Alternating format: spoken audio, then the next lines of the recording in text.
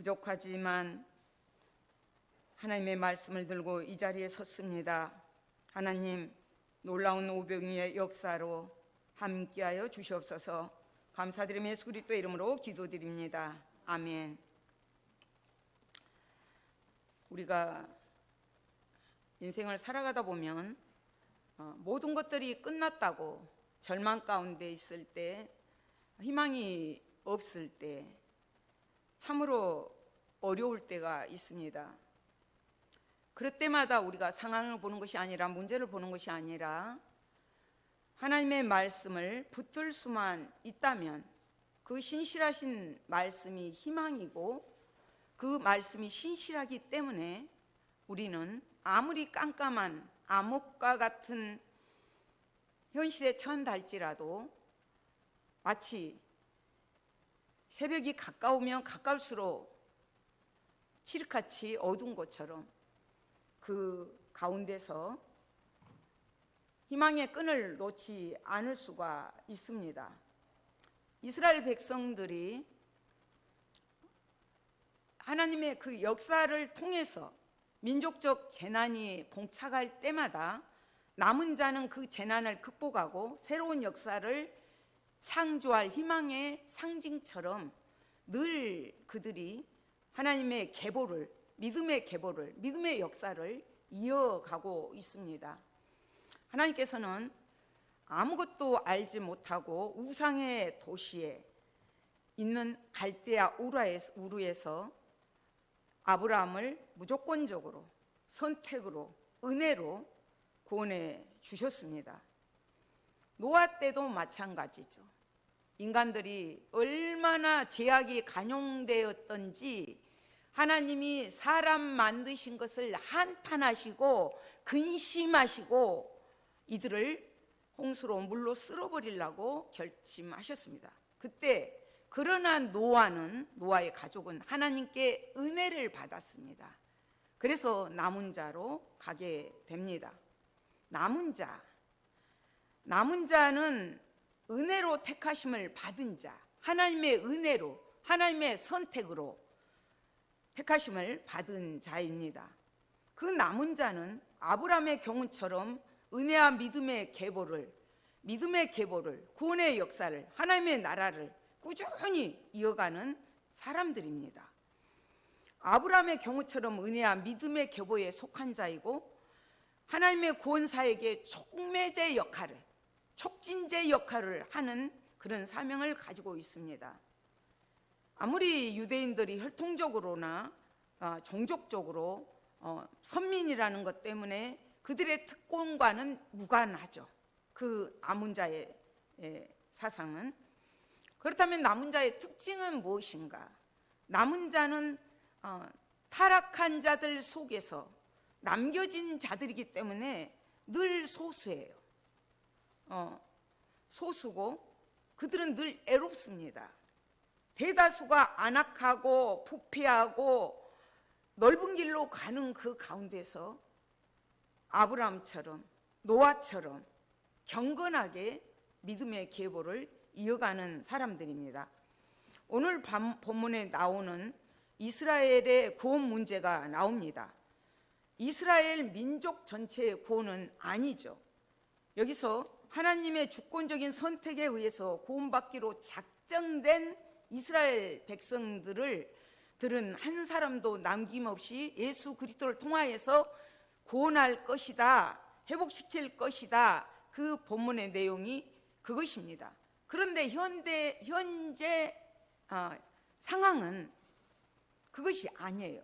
하나님께서 늘 율법의 의만 강조하고 있는, 행위 구원만을 강조하고 있는 그들을 하나님이 구원하실 것인가, 그것이 늘 걱정이 되는 거예요. 그래서 로마서의 9장에서도 보면 바울은 민족의 구원을 놓고 나의 형제 고르게 친척을 위하여 내 자신이 저주를 받아 그리스도에게서 끊어질지라도 원하는 바노다.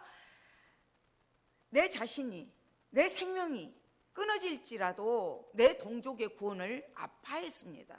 모세처럼. 모세가 이 백성의 들을 위해서, 생명력에서 나를 제할전증 이들을 구원해 주십시오. 그런 고백을 했던 것처럼 바울 역시도 동족의 구원의 문제를 놓고 많이 걱정을 하면서 하나님 앞에 나아가는 문제입니다. 그래서 11장 1절에서 그러므로 내가 말하노니 하나님이 자기 백성을 버리셨느냐? 그럴 수 없느니라. 나도 이스라엘이뇨 아브라함의 씨에서 난 자요 베냐민 지파라. 그러므로 내가 말하노니 하나님이 자기 백성을 버리셨느냐? 그럴 수 없다. 지금 너무나 암담하니까 유대인들이 지금 데살로니가 전서 2장에 보면 유대인은 주 예수와 선지자들을 죽이고 우리를 쫓아내고 하나님을 기쁘시게 하지 아니하고 모든 사람의 대적이 되어 바울 자신도 너무 고독하고 외로운 상황이라. 이런 상황 속에서 자기도 아차하면 생명도 위태한 가운데 있고 그런 상황. 그래서 이 동족의 구원이 어떻게 될 것인가? 그럴 수 없다. 버림받지 않는다. 우리 민족. 왜냐하면 시편에 보면 하나님이 자기 백성을 버리지 아니하며 그 기업을 떠나지 아니하시리라 말씀하셨기 때문에 하나님의 말씀은 신실하기 때문에 하나님인 언약은 변함이 없으시기 때문에 그 약속을 붙듭니다. 그러면서 나도 왜냐하면 나도 이스라엘인이고 나도 아브라함의 씨에서 났고 베냐민 지파다. 혈통적으로 혈육적으로 히브리인 중에 히브리인이고 순수한 이스라엘의 민족 백성이다. 그러나 내가 예수 믿는 자들을 잡아 죽이고 핍박했던 나였지만 예수님이 부활의 주님이 찾아와 주셔서 나를 만나 주셨고 남은 자로 나를 쓰고 계신다. 그것을 말한 것입니다. 그러면서 하나님은 2절에서 하나님이 그 미리 아신 자기 백성을 버리지 아니하셨나니 너희가 성경이 엘리야를 가리켜 말한 것을 알지 못하느냐? 그 미리 아신 자기 백성을 하나님은 택하십니다. 로마서 8장에서 하나님이 미리 아신 자들을 또한 그 아들의 형상을 본받게 하기 위해서 아들의 형상을 본받게 하기 위해서 그들을 아신 자들을 정하시고 또 정하신 자들을 부르시고 부른 자들을 의롭다 하시고 의롭다 하신 자들을 영화롭게 하셨느니라. 하나님의 신실한 말씀을 붙잡고 갑니다.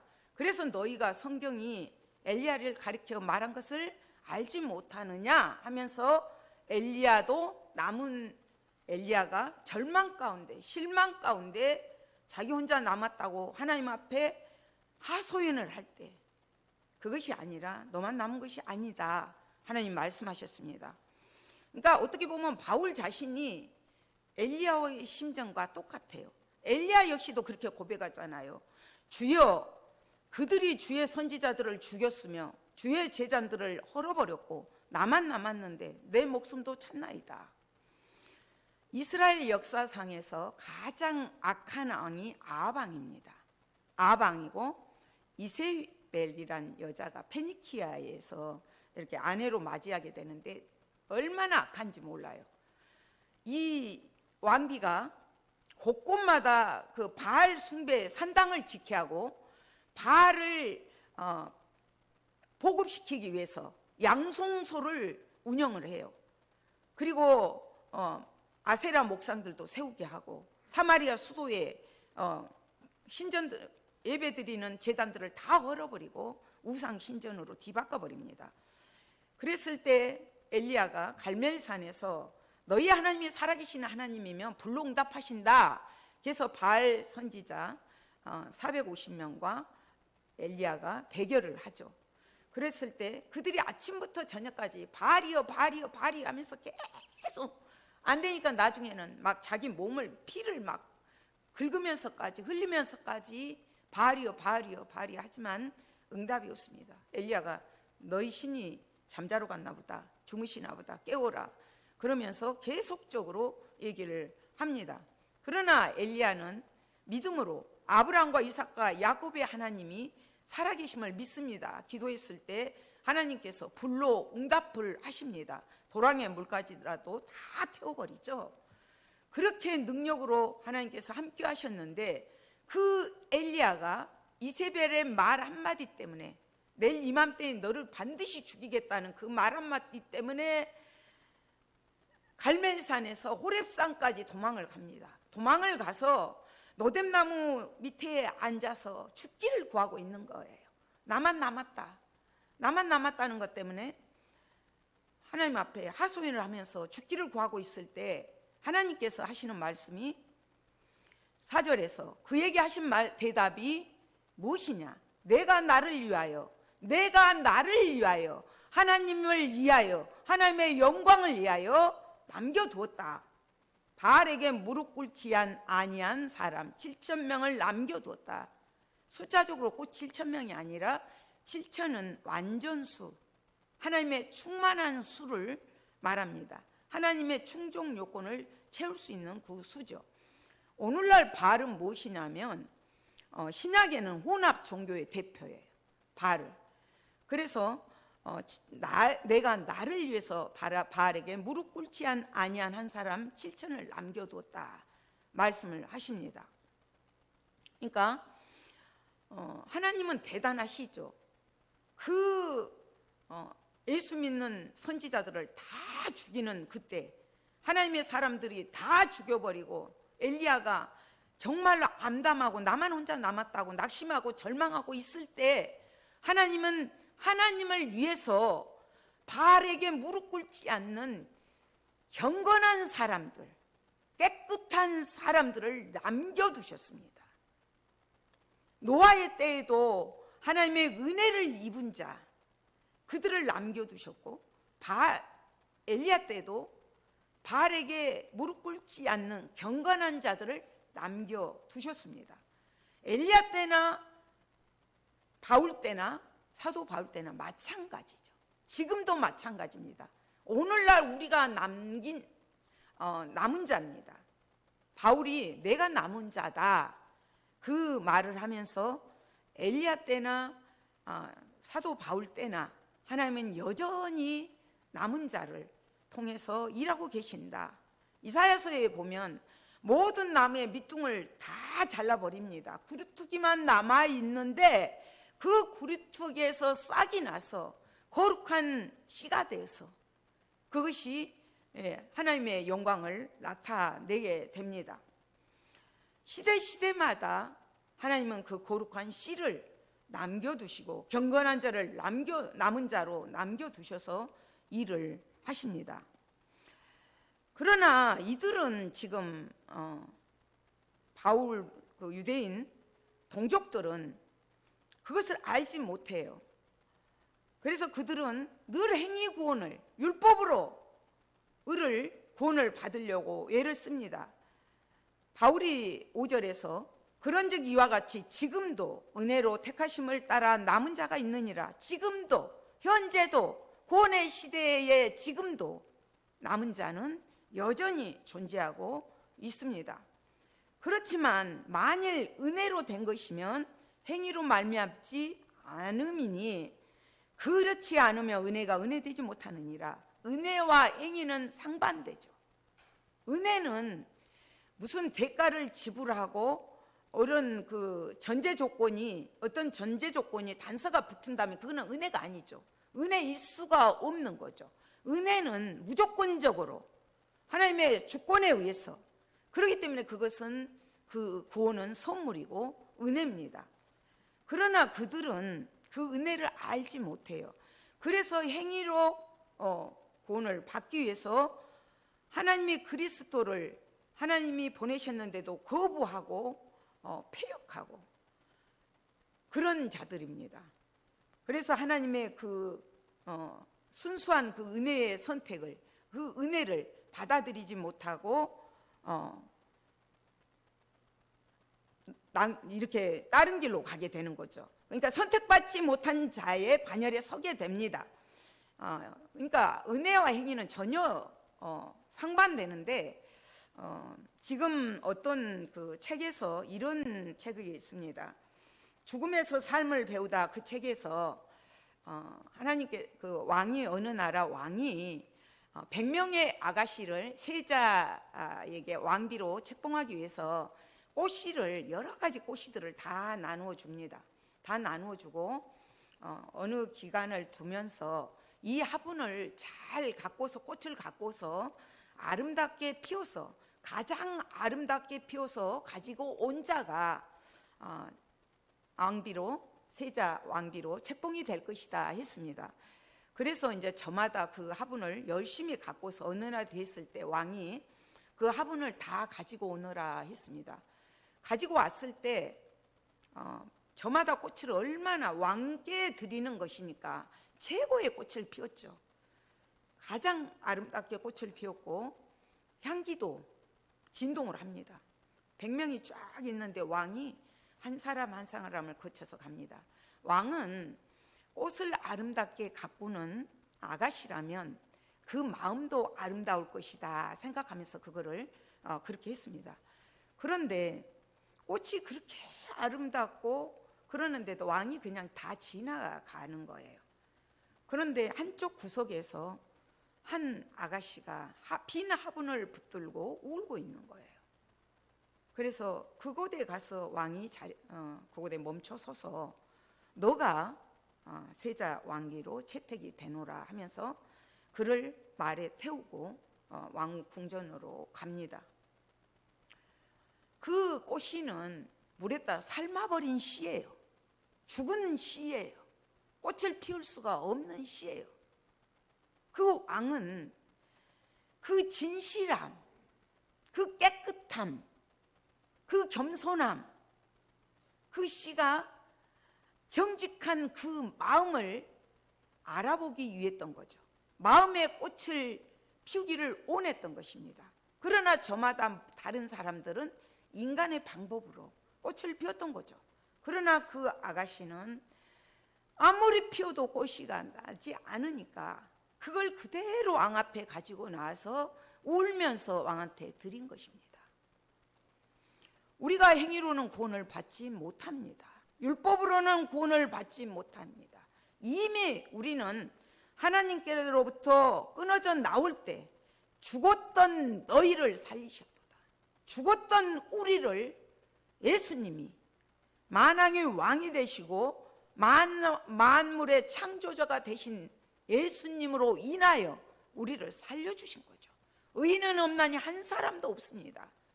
그래서 의로는 율법으로는 구원을 받을 수가 없습니다. 마치 그 죽은 꽃씨를 가지고 몸부림치는 것하고 똑같습니다. 그러나 그들은 율법을 숭상을 해요. 율법을 숭상을 하고 전통을 숭상을 하고 그 혈통을 숭상을 하고. 오늘날 우리는 어떻습니까? 지금 바울은 말씀에서 해답을 다 찾습니다. 성경에서 해답을 찾습니다. 교회를 내가 어떻게 다녔느냐가 중요한 게 아닙니다. 교회가 중요한 것이 아니라 성경이 무엇이라고 말씀하고 있는가, 하나님의 말씀이 무엇이라고 말하고 있는가가 중요합니다. 그러나 바울 시대 때도 유대인들은 그것을 중요하게 여기는 거예요. 그 율법을 어떻게 해서라도 지키려고. 우리는 다시 한번 그 말씀에서 우리가 해답을 찾고자 몸부림치고 있는가.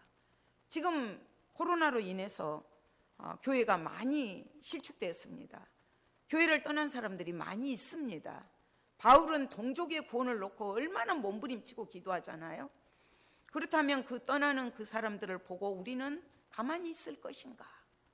교회 안의 공동체 속에서 떠나는 믿음이 없는 자들을, 하나님의 구원의 반열에 서지 못한 자들 때문에 몸부림치고 기도하고 있는가? 또 우리 가족 중에서 정말로 그냥 믿기만 하면 구원을 얻는데 그것을 모르고 어떤 행함으로 지키려는 그런 자들을 보고만 있지는 않은지 한번 우리 자신들을 되돌아보아야 합니다. 이 구원 자체는 어디까지나 개인적인 신앙으로만 얻을 수 있는 거예요. 물론 하나님께서 오늘날 영적 이스라엘로 우리를 삼아주셨죠. 우리가 또 남은 자죠. 그들이 끝까지 완악하고 고집스럽고 완고하기 때문에 따르는 결과가 어떤 것인가? 7절에서 말씀하고 있습니다. 그런즉 어떠하냐?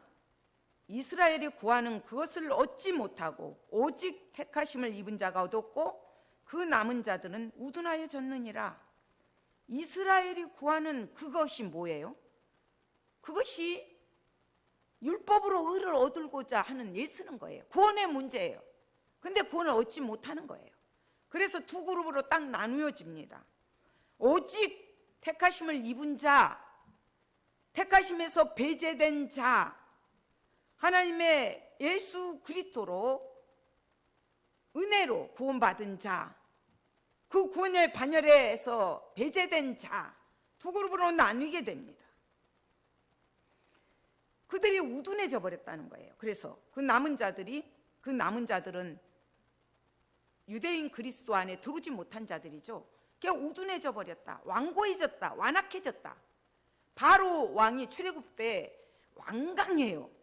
그 완강하다는 것은 하나님께서 내버려 둬버리는 거예요. 인간 본연의 모습으로 타락한 모습 그대로 내버려 둬요. 상실한 마음 그대로 내버려 둔 그 마음입니다. 그러다 보니까 우둔해져 가지고 기록된 바 8절에서 하나님이 오늘까지 그들에게 혼미한 심령, 보지 못할 눈, 듣지 못할 귀를 주셨다 함과 같으니라. 혼미한 심령, 어떤 술도 마시지 않았는데 이 정신이 바로 박히지는 못해요. 마치 어떤 그 전기에 감전된 것처럼 혼미하다는 거예요. 심령 자체도. 그리고 보지 못한다는 거예요. 눈은 눈인데 보지 못해요. 이게 맹인 아니에요. 듣지 못해요. 그러니까 성경에서는 빛은 구원입니다. 어두움은 심판이에요. 맹인, 보지 못한 거, 이미 심판이 임한 거예요.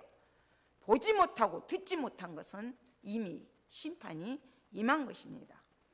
그래서 예수님께서도 좋은 밭이 되라고 말씀하셨잖아요. 기 있는 자는 들을지어다 하면서 좋은 밭이 될 때, 좋은 땅이 될 때, 옥토가 될 때 100배, 60배, 30배의 열매를 맺습니다. 에스겔서에서도 36장에서 또 새 영을 너희 속에 두고 새 마음을 너희에게 주되 너희의 육신에서 굳은 마음을 제거하고 부드러운 마음을 줄 것을 말씀하셨거든요. 그러니까 새 영을, 성령으로 우리 마음속에 그 굳은 마음, 딱딱한 마음들을 늘 부드럽게 해주신다는 거죠. 그래서 우리가 성령님을 의지하고 늘 나아가야 합니다. 그래서 그들이 우둔해져 버리고 보지도 못해요. 듣지도 못해요. 어느 정도 보지 못하고 듣지 못했냐면 예수님이 오셨는데도, 하나님의 말씀이 때로 성취가 됐는데도 말씀도 깨닫지 못하고 듣지도 못하고 보지도 못하고 예수님이 눈앞에 계시는데도 그들은 끝내 예수님을 십자가에 못 박아버립니다. 맹인이고 기머거리고 심령 상태가 죽은 심령이죠. 눈 감고 귀가 막히고 귀가 들리지 않고 영적으로 무감각 상태, 죽은 상태, 영적으로 죽어있는 상태예요. 그런 상황에 놓여 있습니다. 그들이 왜 그렇게 됐죠? 율법만을 강조하니까, 그 전통만을 숭상하고 행위로 구원을 받기 위해서, 그러다가 끝까지 완악해져서 그렇게 됐습니다. 그래서 다윗이 이런 성령으로 예언했던 내용이에요. 다윗이 이르되 그들의 밥상이 올무와 덕과 거치는 것과 봉이 되게 하시옵고, 밥상에 앉으면 평안하고 기쁘고 그래야 되는데 그렇지를 못해요. 올무가 돼요. 오히려 그 이제 평안도 없고 그런 기도를 다윗이 합니다. 밥상이 올무와 덕과 거치는 것이 겉과 봉이 되게 하시옵고 평안이 없게 해 주십시오. 그 다음에는 10절에서 눈은 흐려 보지 못하고 그들의 등은 항상 굳게 하옵소서. 눈이 흐려서 보지 못해요. 그러니까 맹인이에요. 등은 굽어 있어서 그 능력을 행할 수가 없어요. 어떤 것도 아무것도 할 수 없는 그런 상태를 말을 합니다. 이 저주가 하나님의 나라와 그리스도의 복음과 그리스도를 대적한 자들에게 임합니다. 유대인들에게 임했죠. 예수님을 십자가에 못 박고 예수님이 옆에 계시는데도 앞에 계시는데도 맹인되어 갖고 알지 못한 그들에게 그 저주가 임했습니다. 그래서 지금 유대인들에게 임하였다고 바울은 선언을 하면서 그리스도와 그의 나라에 대해서 공개적으로 완강하게 대적하는 자들에게 임할 심판이 바로 이런 저주들입니다. 바로 이런 심판들인 것이죠. 그래서 바울은 이제 이 민족이 회복될 것을 믿어요. 바울은 말씀을 믿었기 때문에 믿고 엘리야 때처럼 남은 자를 통해서 하나님의 구원의 계보는 계속적으로 이어갈 것을 믿습니다. 그렇다면 이런 가운데서 어떻게 해야 될 것인가? 그래서 바울은 이방 선교를 선택을 합니다. 11장 뒷부분에 보면은 이방인의 수가 차야 주님 오신다고 말씀하셨고 구원자가 시온에 오실 때 이스라엘, 온 이스라엘, 물론 온 이스라엘이라 그래서 전부는 아닙니다. 하나님의 은혜로 선택된 자, 그들이 구원받을 것을 보고 있습니다. 그래서 주님 역시도 주님의 재림이 어느 때인지 아버지만 아시는 일이지만 복음이 땅끝까지 증거될 때 주님 오신다고 말씀하셨어요.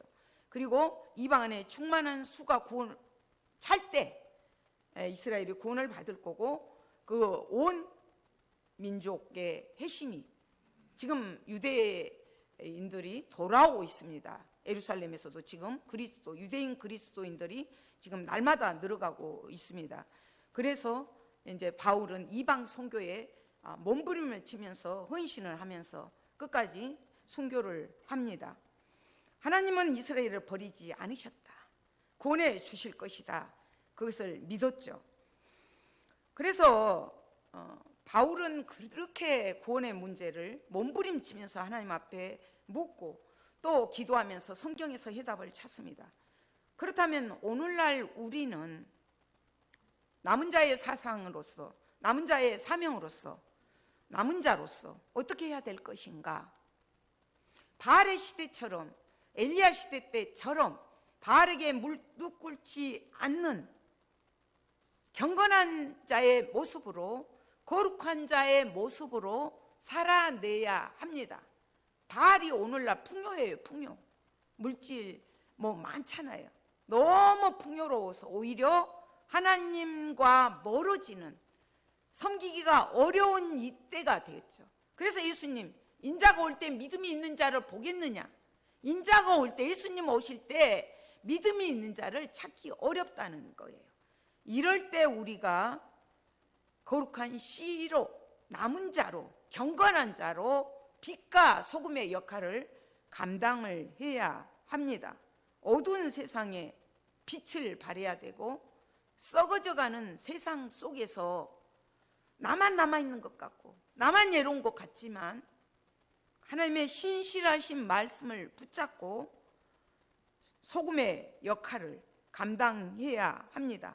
아무리 불신앙의 물결들이 우리를 엄습하고 우리를 그 어떤 유혹으로, 죽음으로 유혹을 한다 할지라도 영원한 생명을 주신 우리는 그 은혜를 날마다 감사함으로, 보답함으로 증가하는 일에 사명을 감당해야 합니다. 그렇다면 또 우리가 이런 부분에 근심할 수가 있죠.